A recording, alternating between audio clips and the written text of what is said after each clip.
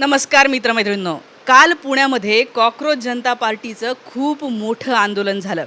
या आंदोलनाला जमलेली जी गर्दी होती ती बघून मला असं वाटतं आता भल्या भल्यांची जी आहे ती पळताभुई थोडी होणार आहे. कारण की आता भारतामधला तरुण जागा झालेला आहे. भारतामधला तरुण एकत्र येतो आहे. खूप लोकांना उत्सुकता होती की हा अभिजित दीपके जो मराठी व्यक्ती आहे, महाराष्ट्राचा आहे, हा महाराष्ट्रामध्ये येऊन जेव्हा आंदोलन करेल तेव्हा काय होईल. आणि दिल्लीमध्ये सुद्धा जेवढी गर्दी नव्हती त्याच्यापेक्षा जास्त गर्दी कालच्या या आंदोलनाला होती. काही लोकांनी बदनाम्या करण्यासाठी कमी लोक आले होते, 100ही नव्हते, अशा बदनाम्या चालवल्या. काही लोक अभिजित दीपके कसा मोदीजींना भेटला असं म्हणायला लागले. काही हेच आता सगळे विरोधातले बरं काँग्रेसचे काही सपोर्टर म्हणतात की हे अण्णाच्या आंदोलनाचे हे ते त्या सगळ्यांचे जे आहे ते डाऊट आपण आज क्लिअर करणार आहोत. पण सगळ्यात पहिले आपण कालच्या आंदोलनाविषयी बोलू, काय काय झालं.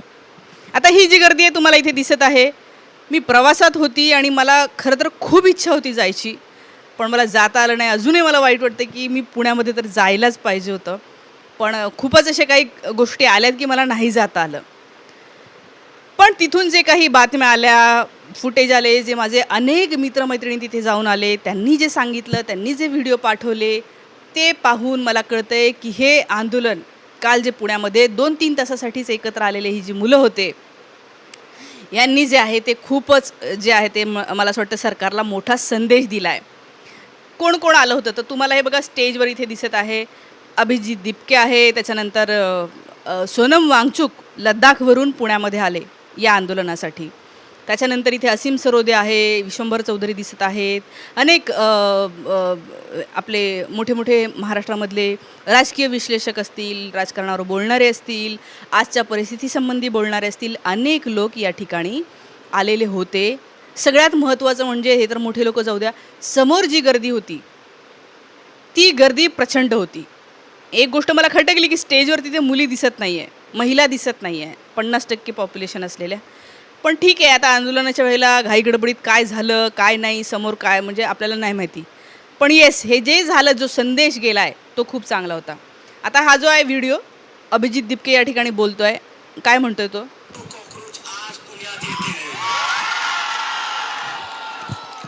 हां, तर हा हेच बोलतोय, मी सांगते तुम्हाला. तो म्हणतोय की जंतर मंतरपेक्षा पण जास्त इथे गर्दी झाली. देवेंद्र फडणवीसांचं नाव घेऊन तो म्हणला की फडणवीस असं म्हणतात की हे कॉकरोचवाले हातात बाबासाहेबांचं पुस्तक घेतात, पण ह्यांना संविधान कळलं नाही, ह्यांना बाबासाहेब कळले नाही. तेव्हा अभिजित दीपके म्हणतात की असं कोणत्या संविधानाच्या कलमात लिहिलं आहे, सकाळी 6 वाजता जाऊन शपथविधी घ्यायचा. अशा प्रकारे खूप वेगवेगळे टोले जे आहेत तिथून मारले गेले. सोनम वांगचुकसुद्धा आपल्या महाराष्ट्रातल्या मराठी तरुणांना बोलले, अनेक लोक बोलले. ही गर्दी आहे, मी तुम्हाला व्हिडिओ दाखवणार आहे वेगवेगळे आता जे आहे ते. आणि खरं मी प्रवासात असल्यामुळे मला एडिट नाही करता येणार आहे, पण ही जी गर्दी इथे दिसते आहे त्याच्यावरून आपण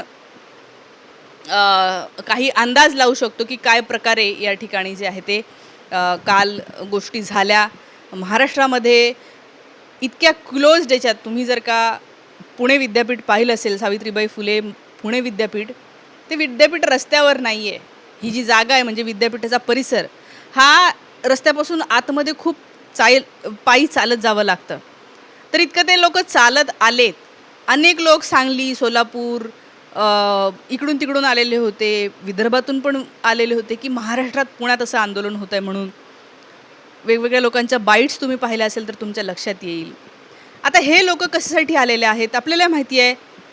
नीटचा पेपर फुटला, 400 मार्काचे पेपर लोकांपर्यंत व्हॉट्सॲपला पोचले होते, 21 मुलांनी आत्महत्या केल्या आहेत, CBSEच्या चेकिंगमध्ये घोळ आहे, CUETचा पेपर पण रद्द झालेला आहे, मागच्या वर्षीसुद्धा नीट पेपर फुटला होता. हे 7 वर्षात गेल्या 70 पेपर फुटलेले आहेत. आणि ह्या पेपर फुटीच्या विरोधात पेपर फुटत आहेत म्हणजे शिक्षण मंत्री नाकाम आहे, काम करू शकत नाही आहे, त्यांना काम करण्याची अक्कल नाही आहे शिक्षणाच्या संबंधीचं.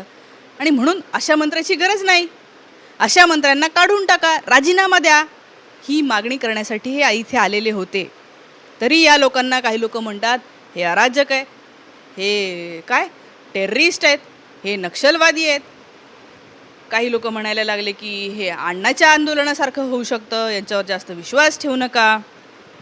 आता ज्या लोकांना असं डाऊट येतोय की हे अण्णाच्या आंदोलनासारखं होऊ शकतं, आता अण्णाच्या आंदोलनात काय झालं, आंदोलन चाललं चाललं चाललं, सरकार बदललं आणि बदलून गेल्याच्या नंतर मोदींचं सरकार आलं.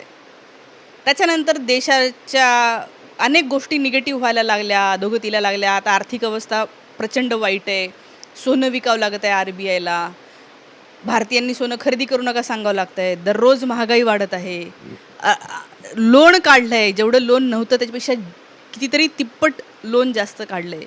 ही अर्थव्यवस्था खिळखिळी कोणी केली, तर या साहेबांनी केली आलेल्यानंतर. तर म्हणून काही लोकांना वाटतं की हे सगळं अण्णाच्या आंदोलनामुळे झालं, कारण त्यांनी आंदोलन नसतं केलं तर काँग्रेसच राहिलं असतं सत्तेत. तर आता ज्यांना असं वाटतं की हे अण्णाच्या आंदोलनासारखं झालं समजा, तर होऊन होऊन काय होईल, सरकार बदलेल. तुमची तीच इच्छा आहे ना सरकार बदलावं म्हणून. आणि अरे अण्णाचं आंदोलनासारखं हे नाही आहे. अण्णा एका डेमोक्रॅटिक पक्षासोबत लढत होते. काँग्रेस हे डेमोक्रॅटिक सोशलिस्ट, त्या आंदोलनाला त्यांनी पाण्याची व्यवस्था करून दिली होती, मांडव टाकायला व्यवस्था करून दिलेली होती, तिथं पाण्याचे टँकर येत होते, यांना व्यवस्था व्हावी म्हणून सरकार करत होतं. आज कोणत्याही आंदोलनाला सरकारकडून पाण्याचा थेंब, त्या रायगडावर पण पाण्याचा थेंब नाही लोकांना, आंदोलकांना तर सोडूनच दे. तर या ठिकाणी अण्णा जे आहे ते एका लोकशाही पक्षासोबत लढत होते. ते खूप वेगळे पक्ष लोक होते तेव्हा, ज्यांच्यासोबत अण्णा लढत होते, ते समजूनही घेण्याचा प्रयत्न करत होते. आज जे सत्तेत बसलेले ते हुकुमशहा आहेत आणि या अशा हुकुमशाही प्रवृत्तीच्या लोकांसोबत लढायला ताकद लागते. अण्णा नाही लढू शकणार, आज लढतसुद्धा नाही आहे, एक शब्द काढत नाही आहेत अण्णा. का? कारण हुकुमशाही प्रवृत्तीचे जे आज लोक आहेत त्यांच्यासोबत लढायला एक ताकद लागते. आणि म्हणून अभिजित दिपके, काँग्रेस जनता पार्टी किंवा त्यांचे सगळे लोक, यांना तुम्ही अण्णासारखं म्हणत असाल तर एकदा विचार करा की तुम्ही काय बोलताय. नाही, तुमचा अनुभव खूप असेल, समजू शकतो आम्ही, पण म्हणून तुम्ही तरुणांना, एक तर तुम्ही बोंबलत असता, हे सगळे विरोधी पक्षातले लोक काँग्रेसचे सपोर्टर असतील, उद्धव ठाकरेच्या पक्षाचे सपोर्टर असतील, शरद पवारांच्या पक्षाचे सपोर्टर असतील, हे काय म्हणत असतात सतत, ते म्हणतात की काय बाबा लोकांनी रस्त्यावर यायला पाहिजे, रस्त्यावर यायला पाहिजे. आणि आलाय आता तरुण रस्त्यावर, तर तुम्ही म्हणता की हे अण्णासारखं होऊ नये. तुम्हाला काय म्हणायचं आहे? काल ते संजय राऊत यांनी एक फोटो दाखवला, बघा बघा अभिजित दिपकेचा फोटो, म्हणेन नरेंद्र मोदी साहेबांसोबत आहे. नरेंद्र मोदी साहेब काय हे आहेत का, क्रिमिनल आहेत का? नाही असं तुम्हाला वाटतंय का? एक तर अभिजित दिपकेने क्लिअर केलं, मी कधीही त्यांना भेटलो नाही आहे म्हणे, अजूनही भेटलो नाही मी त्यांना, आणि मी त्यांच्या विरोधात सतत बोलतोय. तर या ज्या अफवा पसरवल्या आहेत ते बंद करा. म्हणजे आता संजय राऊत म्हणतात की मोदींना भेटले. अरे बाबा, अभिजित दिपके भेटला असेल मोदींना, तुम्ही नाही भेटत का मोदींना? खासदार आहात तुम्ही, आणि 4 वर्ष आधीपर्यंत तुम्ही भाजपसोबत होतात, मग आता तुमचे जुने फोटो दाखवायचे का? त्यामुळे हे बंद करा. आणि खोटे फोटो आहेत ते. आणि समजा भेटलाही असेल, मी काय म्हणते, भेटलाही असेल तर आपल्या देशाचे ते पंतप्रधान आहे, जाऊन समजा भेटू शकतं, मी सुद्धा भेटू शकते आज जाऊन. हां, मी माझे प्रश्न विचारेन, मी सांगेन हे चुकीचं चाललेलं, याला नीट करा म्हणून. तर असं काहीच्या काही जे पसरवणं चाललेलं आहे ते पण थांबवा. कारण जी गर्दी आली होती याच्यावरून कळत असेल तुम्हाला या देशातल्या तरुणाला काय म्हणायचं आहे. आणि जे समजदार असाल तुम्ही, उद्धव ठाकरेंचे पक्ष असेल, काँग्रेस सपोर्टर असतील, समजदार असाल तर थोडं समजदारीने घ्या आणि यांना साथ द्या. नाही, काँग्रेसचे जे स्टुडंट विंग आहे त्यांनी भेट घेतली ना, अभिजित दिपकेसोबत भेट घेतली, बोलली. छात्र भारतीचे अनेक विद्यार्थी भेटले, वेगवेगळे AISFचे लोक आलेले होते, पुण्यामधले जे अनेक ज्याला म्हणूया की सामाजिक काम करणाऱ्या संस्था आहे, त्यांच्या संस्थामध्ये काम करणारे अनेक लोक त्या ठिकाणी आलेले होते. PhDचे स्टुडंट आलेले होते, मेडिकलचे स्टुडंट आलेले होते, MPSCची तयारी करणारे स्टुडंट्स आलेले होते, काही लोक मणिपूरच्या प्रश्नांसंबंधी बोलणारे होते. तर अशा अनेक प्रकारच्या वेगवेगळ्या प्रकारचे लोक या ठिकाणी आलेले होते. मी तर म्हणते खूप चांगलं झालं पुण्यातलं आंदोलन. भलेही तुम्ही काही लोक म्हणतात की हे 3 तासाचं आंदोलन आहे, हे काही इन्स्टॉलमेंटमध्ये करतात. ठीक आहे, ते जनजीची प्रकार असेल, त्यांना वाटत असेल की आम्हाला 3 तासाचं करायचं, 3 तासात आम्हाला दणका दाखवायचा आहे, दाखवू दे ना. नाही करता येणार त्यांना 8 दिवस तुमच्यासारखं, तुमच्या पिढीसारखं. परिणाम झाला पाहिजे हे पण मला वाटतं. अर्थात आता ते अजून लगातार आंदोलन, आज त्यांचं मला वाटतं लखनौमध्ये आंदोलन आहे, उद्या अमृतसरमध्ये आहे, असं ते 7-8 ठिकाणी भारतभरात आंदोलन घेणार आहे. तिथल्या तरुणांना सोबत घेऊन नंतर जर तरीही शिक्षण मंत्र्यांनी राजीनामा नाही दिला तर दिल्लीमध्ये एक मोठं आंदोलन जे अनिश्चित काळासाठी असेल. उदाहरणार्थ अण्णाचं आंदोलन होतं की नाही सरकार हे करण्यापर्यंत आम्ही आंदोलन करत राहणार. तशा प्रकारचं जर आंदोलन त्यांनी उभारणार आहे असं त्यांनी इशारा दिला आहे. आणि मी तर म्हणते आता त्यांच्यासोबत सोनम वांगचुक आहे, जो माणूस 21 दिवस उपाशी राहिला. 21 दिवस.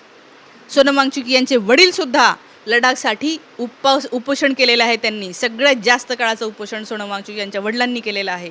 हे अशा प्रकारे गांधीवादी, ज्याला आपण म्हणूया आधुनिक गांधी, आज जे आम्ही नाही पाहिलं स्वातंत्र्य लढ्यातले गांधीजी, महात्मा फुले, बाबासाहेब आंबेडकर, आजचे आम्हाला गांधीजी वाटतात सोनम वांगचुक, आजचे आम्हाला बाबासाहेब आंबेडकर इथेच सापडतील, आजचे आम्हाला सगळे महापुरुष सापडतील आणि आहेत, फक्त ते मोठे केले जात नाही आहेत.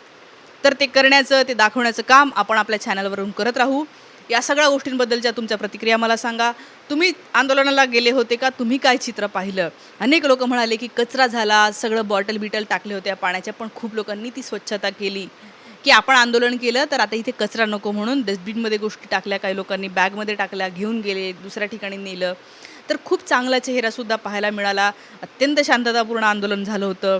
पण तरी म्हणतो आपण तसं काही अंधभक्तांना दुखलं, काही भाजपच्या भक्तांनी बदनामी करण्याचा प्रयत्न केला. हे सगळं होत राहणार. चांगल्या गोष्टीला डाग लावण्याचे प्रयत्न केलेच जातात.